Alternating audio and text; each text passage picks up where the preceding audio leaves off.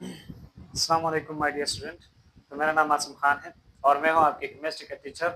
और हम पढ़ रहे हैं हमारे एमडी के 2025 के सिलेबस के केमिस्ट्री का पोर्शन, जिसमें हम क्लास 11 के 7 चैप्टर कवर कर चुके हैं। और ये अब हमारा चैप्टर 8 है थर्मोकेमिस्ट्री, जिसमें हम लेक्चर 01, 02, 03, 04 और 05 भी कर चुके हैं, 06 भी कर चुके हैं।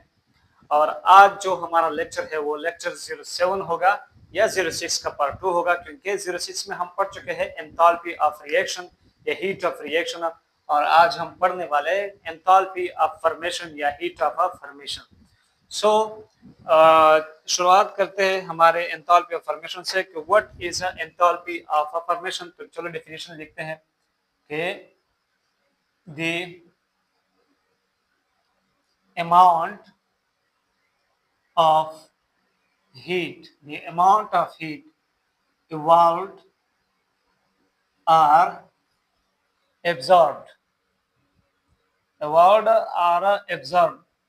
when one mole of a compound is formed from its constituent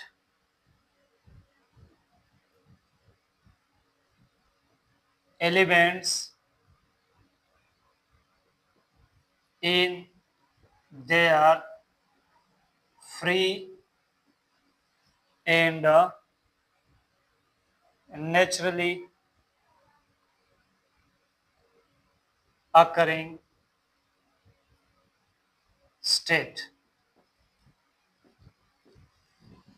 मैं ज़रा इस पेन में इंक चेक कर लूँ, दूसरे पेन में, वहाँ पर शायद दूसरे पेन में इंक है, हाँ इसमें है। तो एंथैल्पी ऑफ फॉर्मेशन क्या हो गई?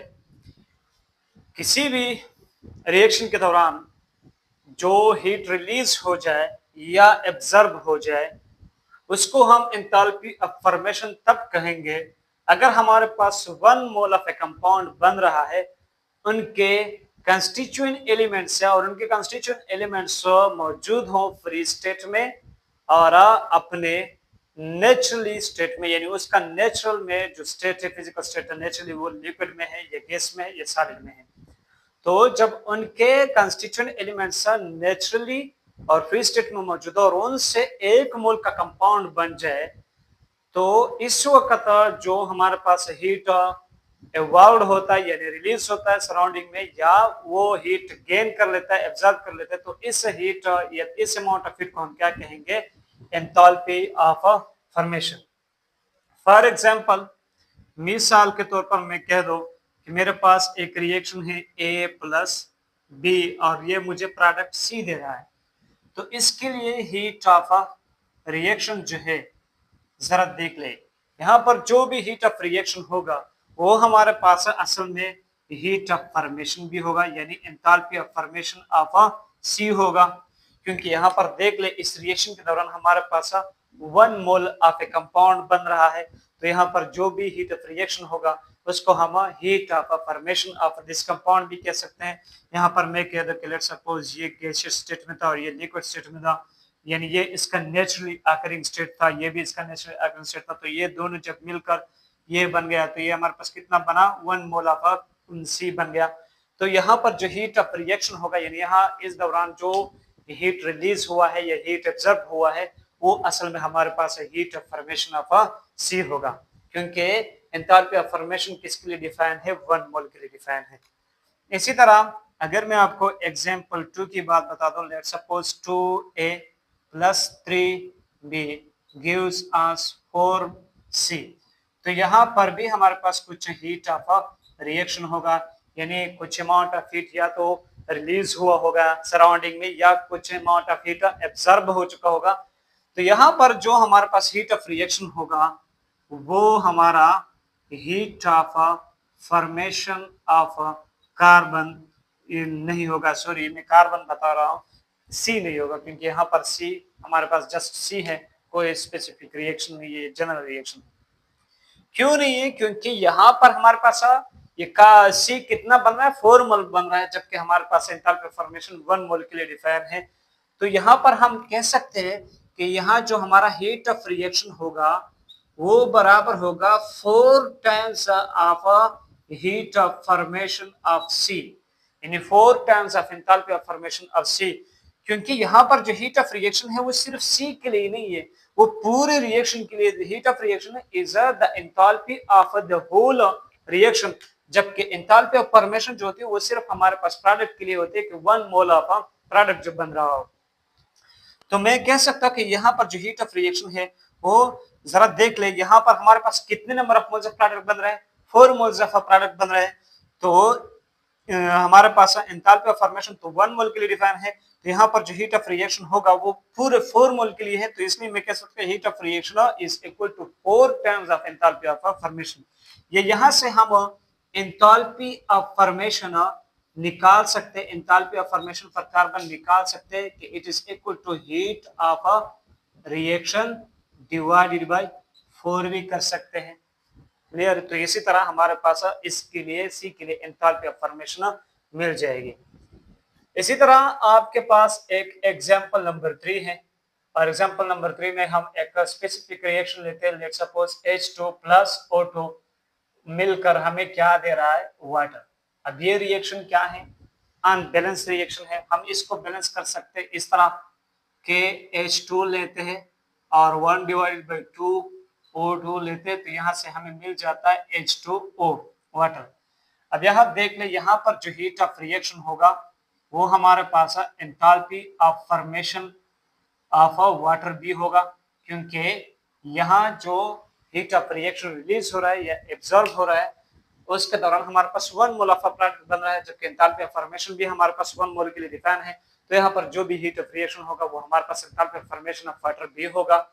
और इसका एक और तरीका भी है इस रिएक्शन को बैलेंस करने के लिए, इस इक्वेशन को बैलेंस करने के लिए, वो क्या है कि H2 plus O2 gives us a 2H2O।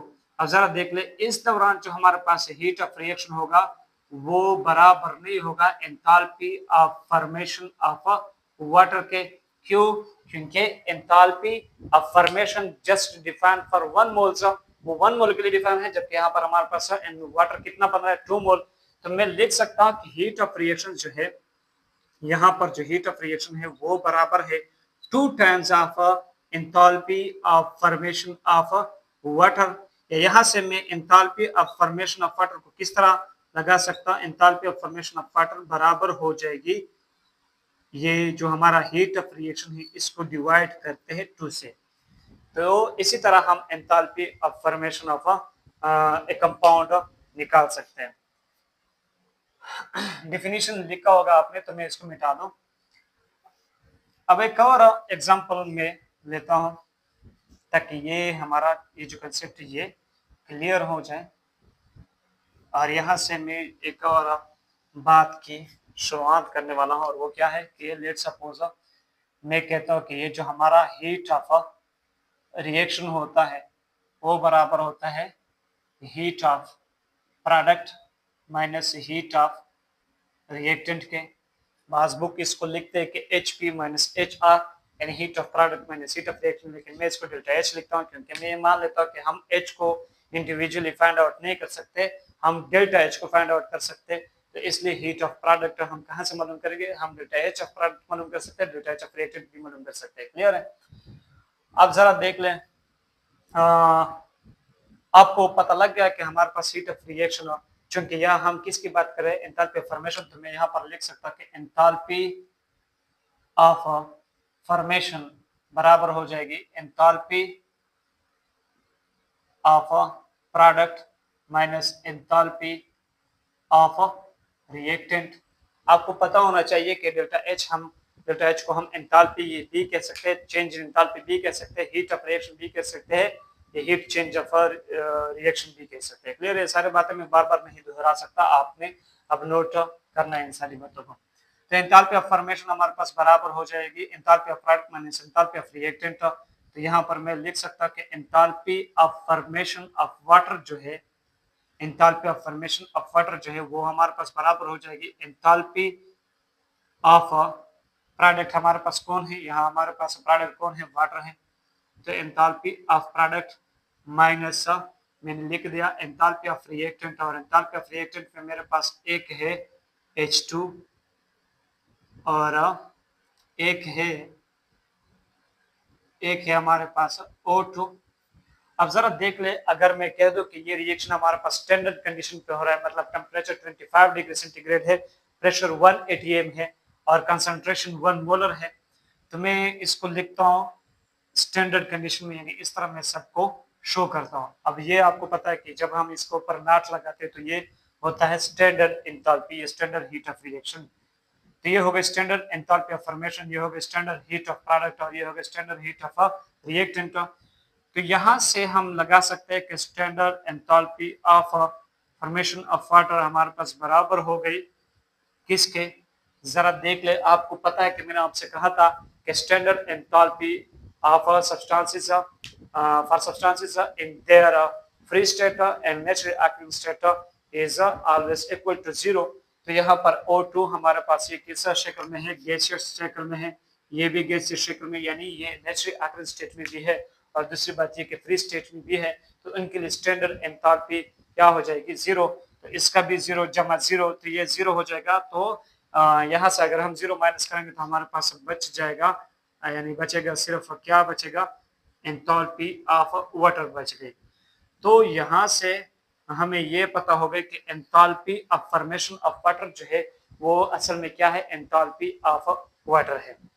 Enthalpy of formation of water जो है it is actually the enthalpy of water. यहाँ से हम एक और एग्जांपल लेते हैं और वो क्या है कि carbon plus O2 gives us carbon dioxide.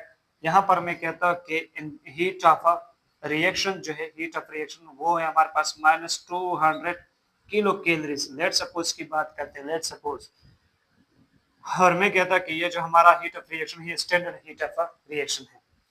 अब जरा देख ले, यहाँ पर मैं इस हीट ऑफ रिएक्शन को क्या कह सकता हूँ, यहाँ पर इस हीट ऑफ रिएक्शन को मैं कह सकता हूँ कि heat of formation of carbon dioxide कह सकता हूँ। क्यों, क्योंकि यहाँ पर जितना हीट ऑफ रिएक्शन है हमारे पास 1 मोल प्रोडक्ट बन रहा है, तो यहाँ पर इस हीट ऑफ रिएक्शन को मैं enthalpy of formation of carbon dioxide भी कह सकता हूँ, क्योंकि वो भी 1 मोल के लिए डिफाइन है। तो इसका भी स्टैंडर्ड लेता हूँ, इसका भी स्टैंडर्ड लेता हूँ, और आपको पता है कि heat of enthalpy of formation of product मेरे पास क्या हो जाएगी, enthalpy of formation of carbon dioxide मेरे पास बराबर हो जाएगी enthalpy of product. Enthalpy of product आपको पता है कि कौन है, carbon dioxide minus enthalpy of reactant, और यहाँ एंथैल्पी ऑफ रिएक्टेंट हमारे पास कौन कौन है, कार्बन और ऑक्सीजन है। तो enthalpy of carbon plus enthalpy of oxygen standard. और आपको अब ये भी पता है कि ये स्टैंडर्ड एंथैल्पी है कार्बन के लिए, और कार्बन यहाँ पर सॉलिड शक्ल में मौजूद है, यानी नेचुरल और फ्री स्टेट में मौजूद है। तो इसके लिए स्टैंडर्ड एंथैल्पी क्या हो जाएगी, 0। और ऑक्सीजन के लिए भी स्टैंडर्ड एंथैल्पी क्या है, 0। तो 0 जमा 0 इज इक्वल टू 0, और standard enthalpy of carbon dioxide minus 0 is equal to standard enthalpy of carbon dioxide. तो यहाँ पर हम लिख सकते हैं कि enthalpy of formation of carbon dioxide is equal to enthalpy of carbon dioxide. So हमें इन दोनों फिनोमेना को देखते हुए, यानी इन दोनों आंसर को देखते हुए हम ये कह सकते हैं कि असल में जो enthalpy of formation of a compound होती है वो बराबर होते है enthalpy of a compound. Enthalpy of formation of compound जो होती है वो बराबर होती है enthalpy of a compound. Clear है? तो यहाँ से हम ये आप नोट लिख सकते हैं कि the enthalpy of formation of a compound is equal to the enthalpy of a compound. Clear है? यहाँ से आप लोगों ने ये नोट अपने नोटबुक में नोट डाउन करना है। एक और एग्जांपल है हमारे पास, एग्जाम्पल 3। ये मेरे पास एग्जाम्पल 2 था, और वाटर के लिए जो हम लिया था वो एग्जाम्पल 1 था। तो ये कौन सा एग्जाम्पल है, H2 plus I2 gives us 2 hydrogen iodide, और इसके लिए जो हीट ऑफ रिएक्शन है, हीट ऑफ रिएक्शन हमें दी गई है कितना, -68 किलो कैलोरीज। कितना दी गई है? -68 किलो कैलोरीज। अब ये हीट ऑफ रिएक्शन को हम enthalpy of formation of hydrogen iodide नहीं कह सकते, क्योंकि एंथैल्पी सिर्फ 1 मोल के लिए डिफाइन है, जबकि यहाँ इस रिएक्शन में हमारे पास 2 मोल्स प्रोड्यूस हो रहा है। तो यहाँ मैं लिख सकता कि enthalpy of reaction is equal to enthalpy 2 times enthalpy of formation of hydrogen iodide. यहाँ से मैं लिख सकता कि enthalpy of formation of hydrogen iodide is equal to enthalpy of reaction, heat of reaction divided by 2। तो ये हो जाएगी मेरे पास -68 divided by 2 is equal to -34 kilo calories.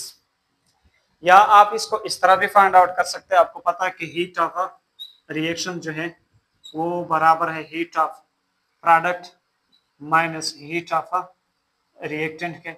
तो यहाँ पर मैं लगा सकता कि heat of product heat of reaction जो है वो हमारे पास बराबर हो जाएगी हीट ऑफ प्रोडक्ट मेरे पास कौन है? Hydrogen iodide. तो मैं यहाँ पर लिख सकता hydrogen iodide minus heat of reactant. तो यहाँ पर हमारे पास रिएक्टेंट कौन है?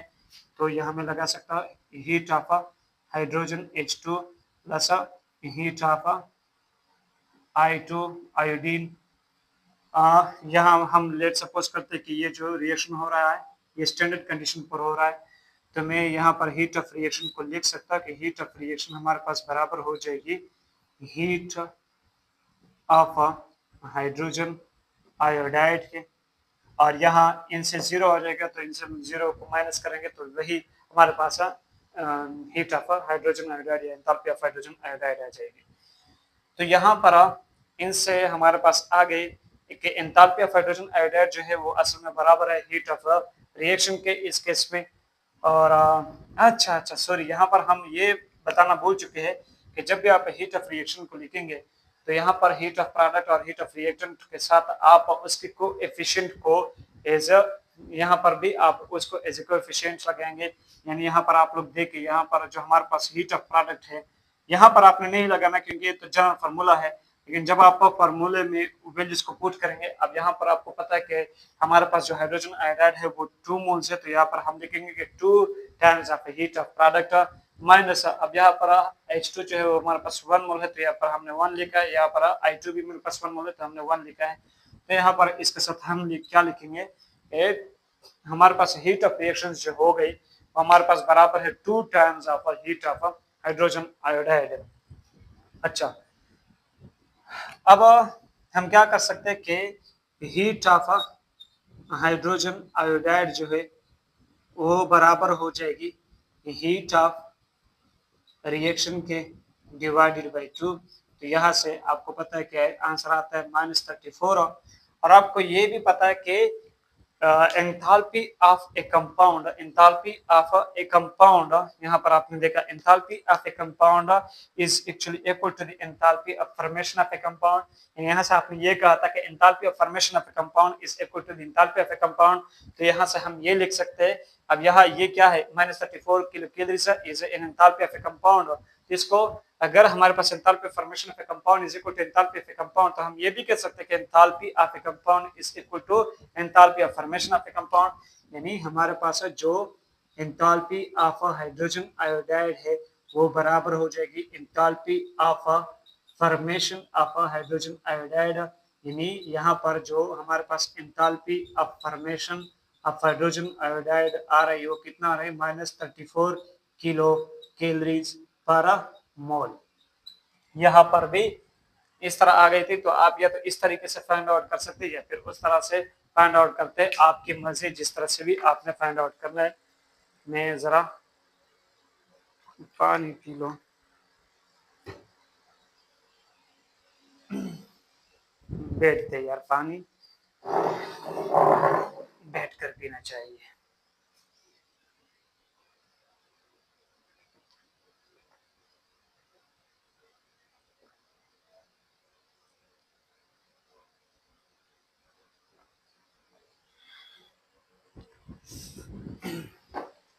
अच्छा, आप जरा देख ले, हम आगे चलते हैं और आपको एक और फार्मूला यहाँ से निकाल के देते हैं और फिर कुछ न्यूमेरिकल्स करते हैं एंथैल्पी ऑफ फॉर्मेशन से।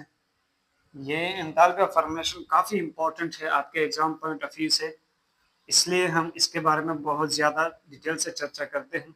इसके बाद है एंथैल्पी ऑफ कंबस्शन, वो इतना ज़्यादा नहीं है लेकिन एंथैल्पी ऑफ फॉर्मेशन काफ़ी ज़्यादा थी और मैंने इसको बहुत ज़्यादा कंडेंस करके बहुत जो इम्पोर्टेंट चीज़ें थी सिर्फ वो निकल के लाया आपके साथ। अच्छा, एक बात तो ये भी याद रखें कि ये जो एंथैल्पी ऑफ फॉर्मेशन है ऑफ ए कंपाउंड, एक कंपाउंड की जो एंथैल्पी ऑफ फॉर्मेशन होती है वो डायरेक्टली प्रोपोर्शनल होती है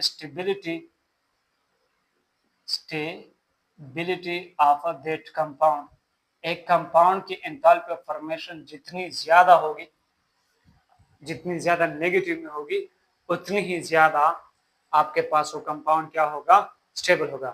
कि जिस कंपाउंड की एंथैल्पी ऑफ फॉर्मेशन जितनी ज्यादा नेगेटिव में होगी, पॉजिटिव में ही नेगेटिव में, उतनी ही ज्यादा वो आपके पास वो कंपाउंड क्या हो जाएगा, स्टेबल होगा। तो ये बात भी याद रखें। इसके बाद जरा देख ले हम क्या कर सकते हैं कि ये जो हमारा हीट ऑफ रिएक्शन है, हीट ऑफ रिएक्शन, इसको मैं इस तरह लिख सकता हूँ कि heat of formation of product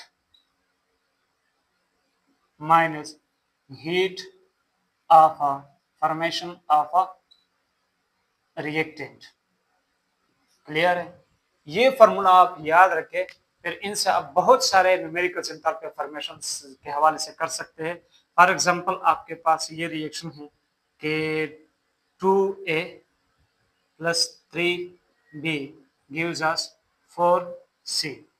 अब इसके लिए हीट ऑफ रिएक्शन क्या हो जाएगा, हीट ऑफ रिएक्शन इसके लिए हो जाएगा कि heat of formation enthalpy of formation of product, लेकिन यहाँ पर मेरे पास प्रोडक्ट कितना है, 4 टाइम्स है, तो मैं लिखूंगा कि 4 times of enthalpy of formation of product. कौन है हमारे पास, सी है, चूंकि हमारे पास एंथैल्पी सिर्फ 1 मोल के लिए डिफाइन है और यहाँ पर तो 4 मोल्स है, तो इसलिए हमने यहाँ पर क्या लिखा, हमने क्या लिखा, 4 times of enthalpy of formation of carbon C.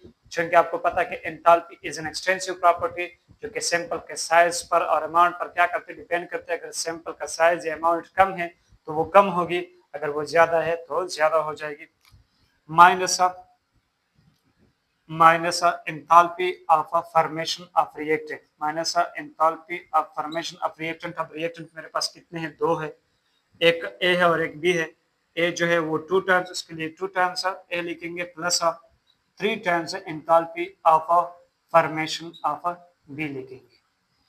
Clear है? तो इसके लिए आप हीट ऑफ रिएक्शन इस तरह फाइंड आउट कर सकते हैं। यहाँ से आप एंथैल्पी फॉर्मेशन ऑफ सी भी निकाल सकते हैं, एंथैल्पी फॉर्मेशन ऑफ बी, ए सब निकाल सकते हैं इस इक्वेशन से।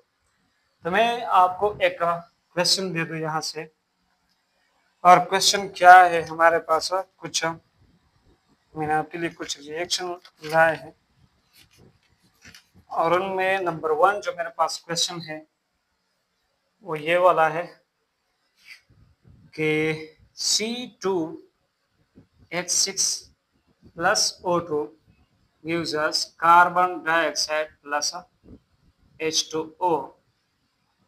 और यहाँ पर मैं इसको बैलेंस कर दूं तो ये 2 हो गई, ये फिर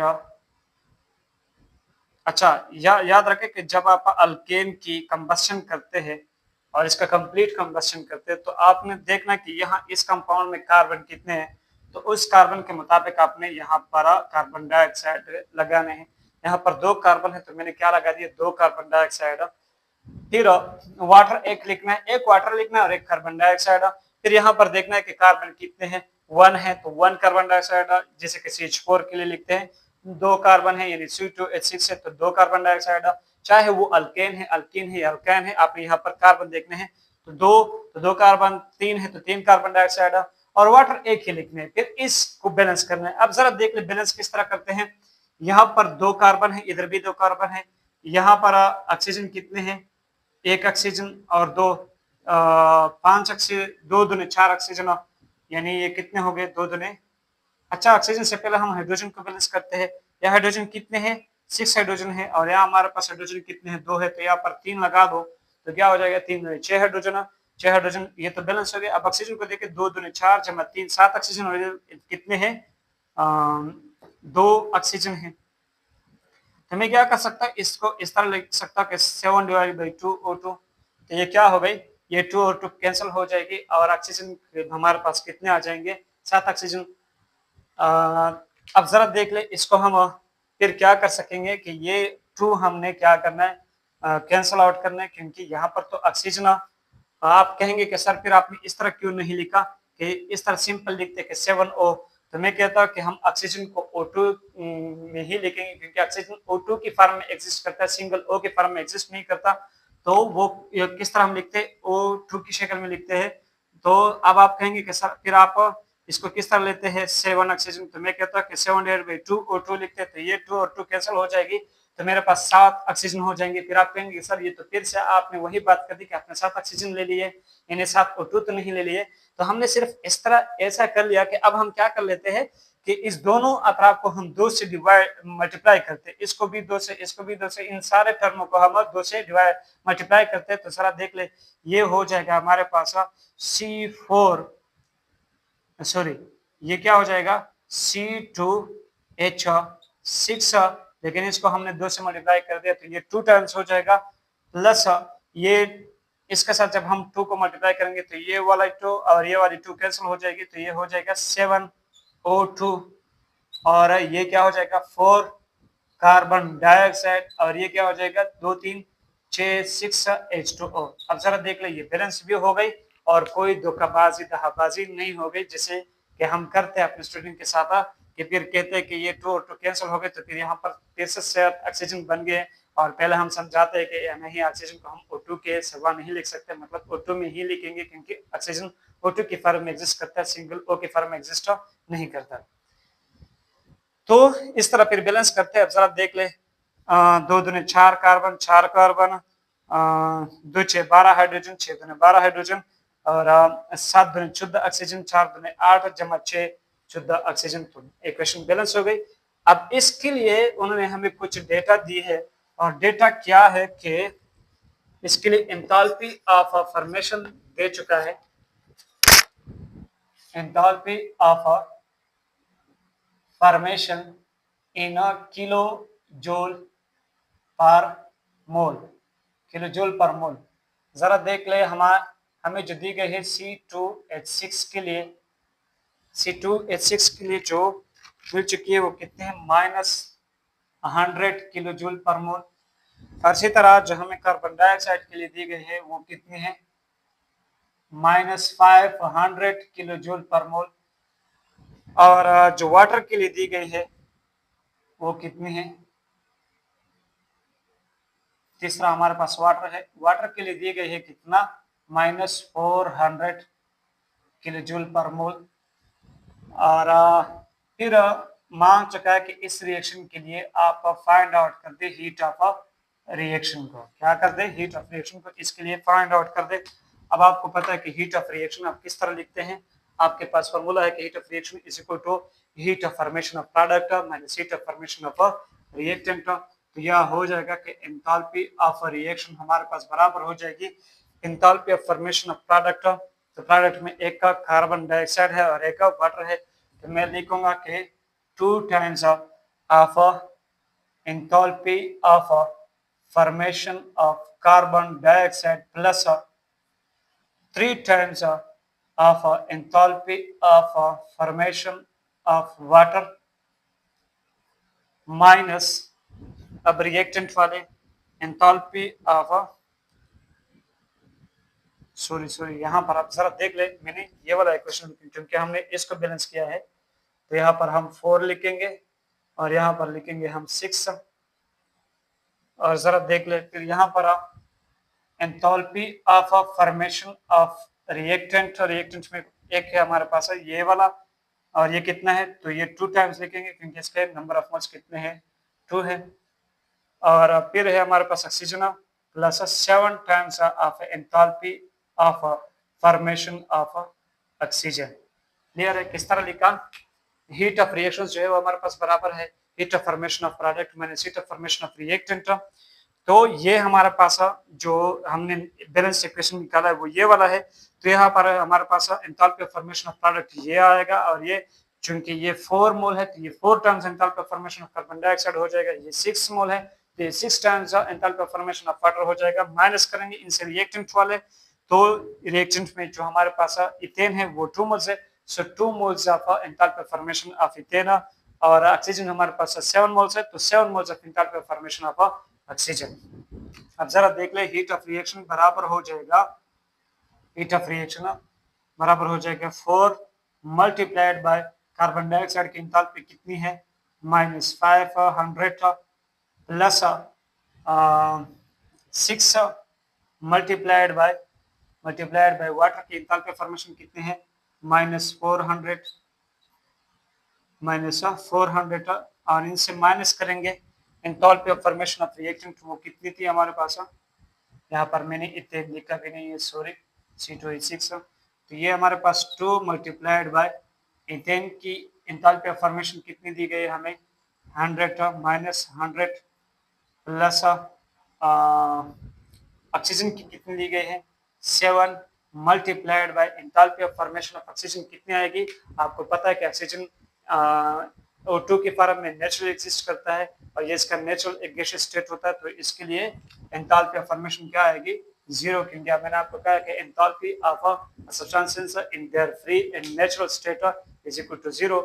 तो यहाँ से हीट ऑफ रिएक्शन हमारे पास आ जाएगी, हीट ऑफ रिएक्शन बराबर आ जाएगी 4 मल्टीप्लाइड बाय 100, तो ये हो जाएगी -2000, ये हो गई -2000 प्लस 6 माइनस 400, ये क्या हो जाएगा 6 4 24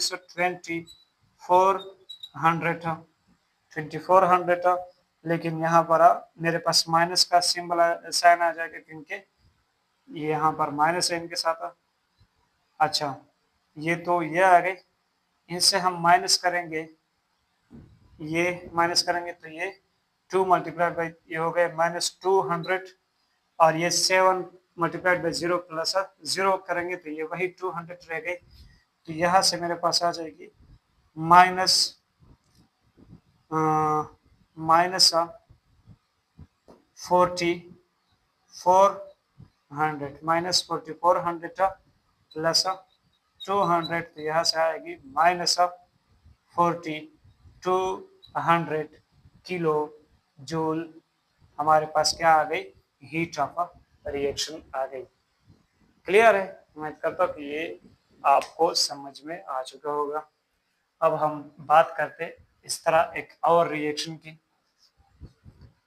और इसके लिए फिर हम कुछ न्यूमेरिकल्स डेटा आपको देंगे और आपने उनसे ये चीज़ फाइंड आउट करना है। वो क्या है क्वेश्चन नंबर 2, ये हमें दी गई है अमोनियम नाइट्रेट और वो ब्रेक डाउन हो रहा है किसमें डाई नाइट्रोजन ऑक्साइड में और वाटर में, ये लिक्विड और ये गैस। नाइट्रोजन 2, हाइड्रोजन कितने हैं 4, तो मैंने लगा दिए 2 3 4 हाइड्रोजन 3 ऑक्सीजन 3 ऑक्सीजन, तो इक्वेशन तो बैलेंस हुआ। अब इसके लिए इसमें कुछ डेटा हमें दिए हैं, और डेटा क्या है कि एंथैल्पी ऑफ फॉर्मेशन दी गई है इन किलो जूल पर मोल में, किलो जूल पर मोल में, और कितना दे गए है कि अमोनियम नाइट्रेट के लिए जो एंथैल्पी ऑफ फॉर्मेशन है वो कितनी है, वो है -300। अब ये क्वेश्चन मैं खुद से बना चुका हूँ, ये एग्जैक्ट वैल्यू नहीं है कि enthalpy of formation of ammonium nitrate जो है वो -300 है, या enthalpy of formation of carbon dioxide जो है वो -500 है। ये मेरे खुद के बनाए हुए वैल्यूज है, तो आपने अगर एग्जैक्ट वैल्यूज देखने हैं वो आप गूगल पे सर्च कर सकते हैं या बुक्स वगैरह में देख सकते हैं। क्लियर है, हम तो सिर्फ आपको न्यूमेरिकल समझाने की कोशिश करते हैं। इसी तरह हमारे पास डाई नाइट्रोजन ऑक्साइड की हमारे जो एंथैल्पी ऑफ फॉर्मेशन दी गई है वो कितनी है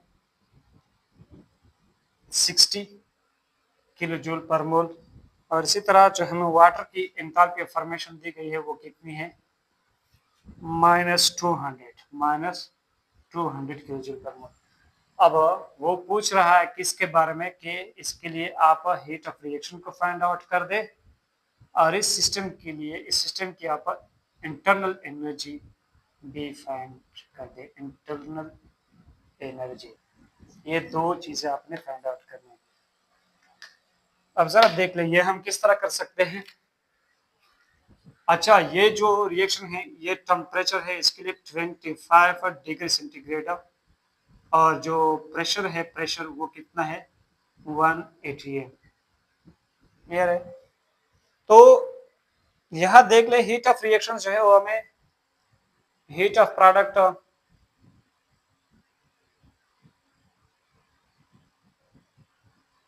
यहां से मैं क्या कर दूं, हीट ऑफ रिएक्शन को पहले फाइंड आउट करते हैं कि हीट ऑफ रिएक्शन जो होगा वो हमारे पास बराबर होगा enthalpy of formation of product minus enthalpy of formation of reactant, enthalpy of formation of reactant. तो enthalpy of formation of product मेरे पास क्या है, एक प्रोडक्ट तो N2O है और एक वो प्रोडक्ट हमारे पास क्या है, वाटर है। तो इसके लिए 1 टाइम्स एंथैल्पी ऑफ फॉर्मेशन हो जाएगा क्योंकि ये 1 मोल ही मौजूद है। तो enthalpy of formation of N2O plus दूसरा प्रोडक्ट हमारे पास ये 2 मोल्स है, तो 2 times of enthalpy of formation of water. ये तो दोनों किसके हैं, प्रोडक्ट की एंथैल्पी ऑफ फॉर्मेशन हो गई। अब हम इनसे माइनस करेंगे रिएक्टेंट की एंथैल्पी ऑफ फॉर्मेशन। तो रिएक्टेंट की enthalpy of formation of ammonium nitrate, क्योंकि ये 1 मोल था इसलिए हमने एंथैल्पी ऑफ फॉर्मेशन 1 टाइम ले ली। अब जरा देख ले enthalpy of formation of N2O कितना है, 60 किलो जूल पर मोल, plus enthalpy of formation of water कितनी है, 200, तो 2 माइनस 200 हो जाएगा, 2 मल्टीप्लाइड बाय -200, और इससे हम माइनस करेंगे enthalpy of formation of ammonium nitrate, वो कितना है, अमोनियम नाइट्रेट की -300। यहां से आंसर आ जाएगा 60 प्लस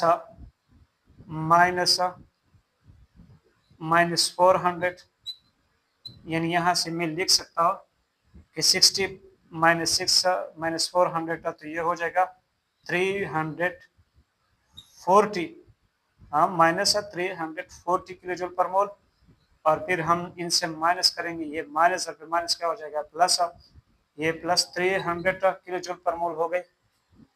तो यहां से आंसर आ जाएगा मेरे पास -40 किलो जूल, -40 किलो जूल।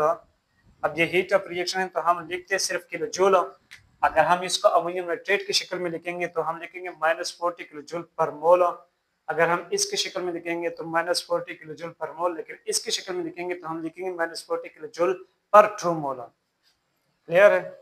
और ये बात मैंने आपको एंथैल्पी ऑफ रिएक्शन के दौरान समझाई थी, यानी इससे पहले लेक्चर 06 में। अच्छा, अब हमें तो एंथैल्पी ऑफ रिएक्शन मिल गए, अब हमने फाइंड आउट करना है किसको फाइंड आउट करना है, इंटरनल एनर्जी को फाइंड आउट करना है। किसको, इंटरनल एनर्जी को। इंटरनल एनर्जी आपको पता है कि हमारे पास है एंथैल्पी जो था वो बराबर थी हमारे पास है change in internal energy plus change in number of moles of gaseous substances multiplied by R multiplied by T। Clear है। तो यहां से एंथैल्पी ऑफ रिएक्शन मेरे पास बराबर हो जाएगी change in internal energy plus change in number of, यानी ये डेल्टा एन जी क्या है हमारे पास, delta n g is equal to number of moles of product minus number of moles of reactant. कौन से प्रोडक्ट, गैसियस प्रोडक्ट और gaseous reactant, क्योंकि यहाँ पर जी लिखा है हमने, तो हमें number of moles of product यहाँ पर जो है वो कितनी है, 2 जमा 1, 3 हो जाएंगे। लेकिन यहाँ पर देख ले, ये तो गैसियस प्रोडक्ट नहीं, ये तो लिक्विड प्रोडक्ट है। गैसियस प्रोडक्ट हमारे पास सिर्फ एक है और O इंटू O है, और इसके नंबर ऑफ मोल्स कितने हैं, 1 है। और यहाँ पर देख ले, ये नाइट्रेट जो है, अमोनियम नाइट्रेट, ये सॉलिड शक्ल में है। तो यहाँ से हमने number of moles of reactant minus करने, लेकिन कौन से, जो हमारे पास गैसियस फॉर्म में हो। तो गैसियस फॉर्म में कोई भी रिएक्टेंट नहीं है, तो हम लिख सकते हैं यहाँ पर कि 1 माइनस 0। यहाँ से डेल्टा एन जी की वैल्यू क्या आ जाएगी, 1। तो यहाँ पर मैं लिख सकता कि 1। अब आपको पता है कि आर की वैल्यू क्या है, 8.314 जूल्स पर मोल केल्विन, 8.314 जूल्स पर मोल केल्विन। और टेम्परेचर हमारे पास कितना है, 25 डिग्री सेंटीग्रेड है। कितना है टेम्परेचर, 25 डिग्री सेंटीग्रेड है। और मैं इसको कितना लूंगा, केल्विन में लूंगा, तो ये क्या हो जाएगा, 298 केल्विन, 298 केल्विन। अब जरा देख ले, हीट ऑफ रिएक्शन मेरे पास बराबर हो जाएगा change in internal energy plus, यहाँ से क्या आएगा, केल्विन और केल्विन कैंसल। ये जो है, ये हमारे पास 1 मोल आ गई थी। हाँ, डेल्टा एन जी हमारे पास 1 मोल के बराबर आई थी, तो 1 मोल, ये मोल और मोल कैंसल। तो सिर्फ यहाँ से आंसर बचेगा, जो भी आंसर आएगा वो जूल्स में ही बचेगा। अब मैं इसको कैलकुलेट कर दूं।